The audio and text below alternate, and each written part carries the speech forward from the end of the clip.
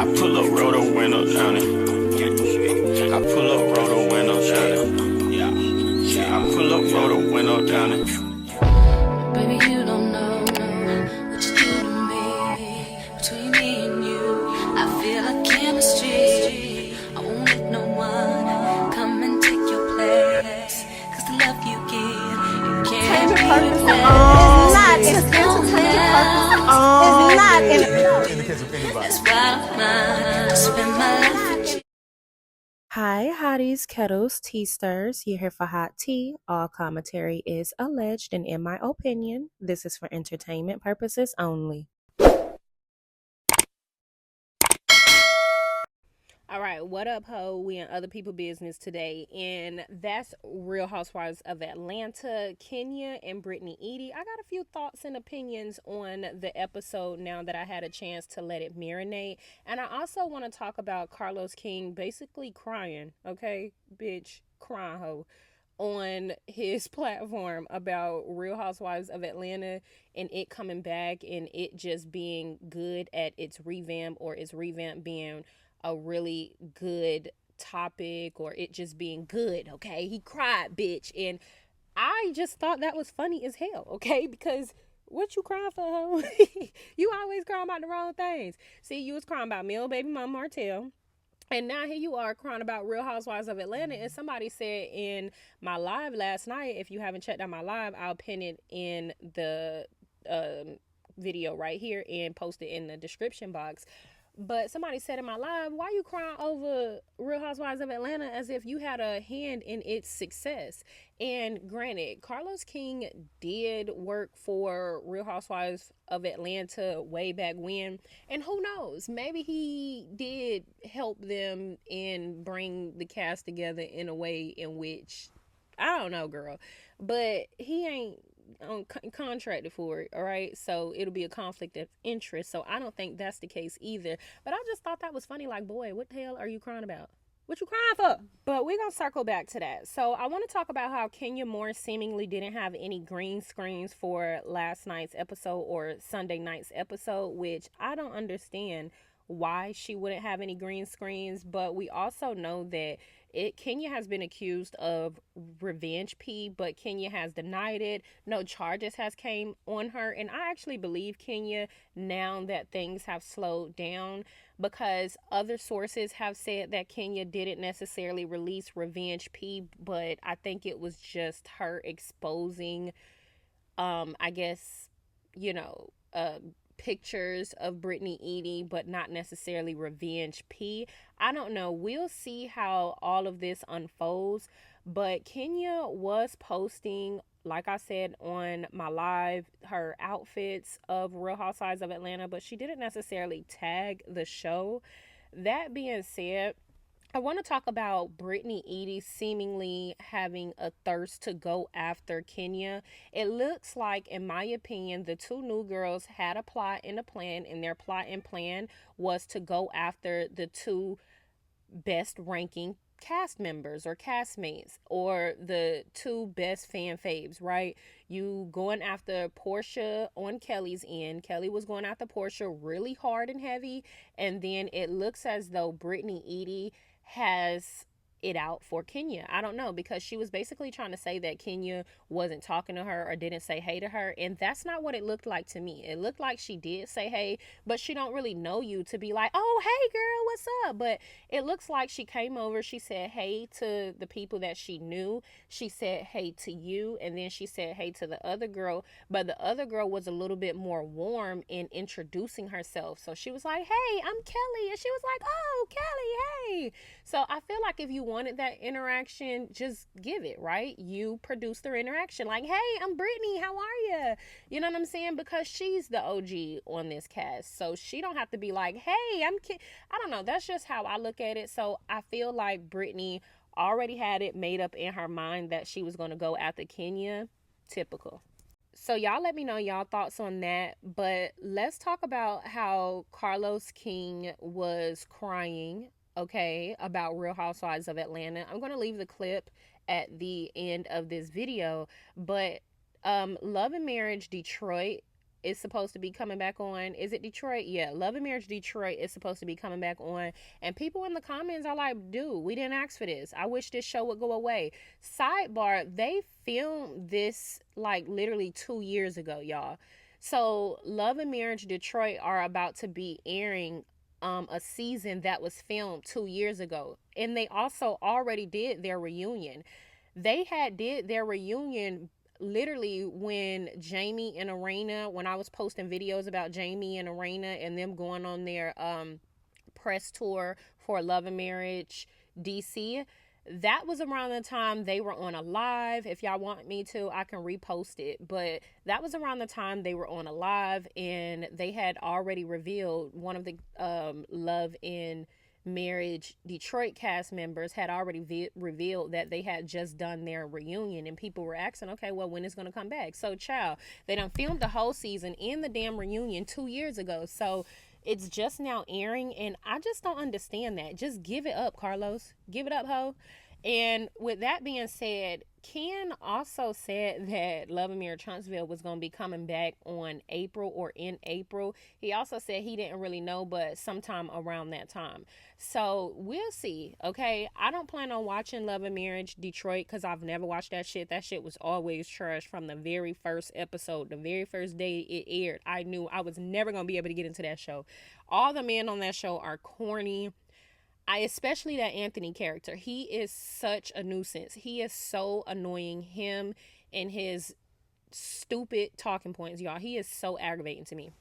But Love and Marriage Huntsville is obviously nothing to watch. I won't be watching Love and Marriage Huntsville, but I'll be keeping y'all up to date with other stuff that's going on. And then Real Housewives of Atlanta is it, y'all. Get in the comment section. Let me know if y'all liked it. Don't forget to like, subscribe, comment, hit the post notification bell so y'all are up to date each and every time that I upload. Just being funny because Carlos King said he was kind of shading the YouTubers. He was saying, I don't need my picture all over YouTube on no video, thumbnail, whatever. I'm going to do that just cause, but just cause you said it. But yeah, he was saying that he don't want his picture on no thumbnail or something like that. He don't want no big story discussion, but all he got to say is Real Housewives of Atlanta is back, baby, is back. It's like he's basically was trying to say like Real Housewives of Atlanta is back. It was fresh, it was refreshing, etc. And I feel like he was saying that he didn't want people to, don't make this a big deal that I'm finna say this, that, and the third. Because everybody had already been complaining, or everybody has been complaining about his work or his shows. So people are complaining about how everybody's quitting from his shows or being fired. People talking about the unsafe work environments. When it comes to Carlos King, people have been talking about Carlos King ignoring his shows to where it's not being good, or it hasn't been able to be produced in a good way in a very long time because he keeps ignoring the clear issues within his own show. So I feel like he made that post, and I'm gonna show it to y'all, but he made that post on Instagram basically because he already know everybody been complaining about what type of producer he is. Everybody's been complaining about Bell Collective, mainly Love and Marriage Huntsville and all of the Love and Marriage Huntsville sectors. Like, he keeps regurgitating these tired, dry storylines. And ultimately, people have always complained that he paid more attention to Bravo shows than he do his own shows, which is why his shows suck the way that they do currently. Mainly the Love and Marriage Huntsville sectors. I'm not gonna lie, Bell Collective still pretty much doing a thing in my opinion, but y'all let me know what y'all think. So let me pull up this video where Carlos King y'all, he said he gonna do his messy Mondays. He don't need y'all to, be screenshotting him or making it a big deal based on what he finna say, which is why, baby, I'm going to make a separate video, but just because. Okay, so anyways, this is what he posted. So I'm going to be very honest here when I say this. And I don't need to mean tweets. I don't need y'all to read me. I don't need a video with my name plastered in the thumbnail. I don't need none of that. I'm here to be honest with my raindrops and the listeners and the cast and the producers and everybody involved. I, Carlos King, am here to say that the season premiere of The Real Housewives of Atlanta season 16 was a 10 out of a 10. Bitch, we are back.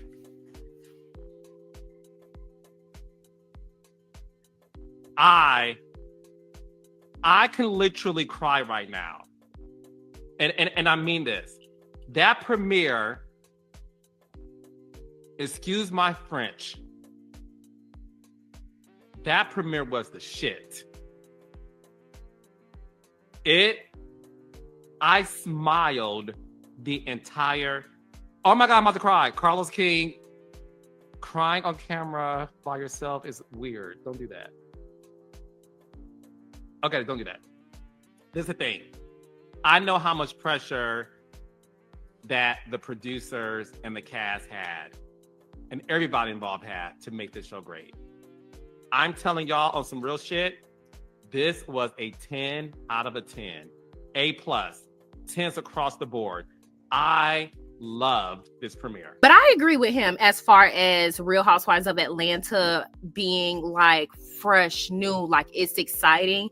But I guess what's interesting to see his reaction when it comes to this show, like somebody said in the chat, like he's excited about this show, like he had a hand in its success. And as successful and as good and dynamic this first episode was of Real Housewives of Atlanta coming back, you didn't have a hand in it. You didn't have a part in it. You know what I'm saying? So maybe your shows could be filled with all of that, like, you know, all the claps and cryings and tears.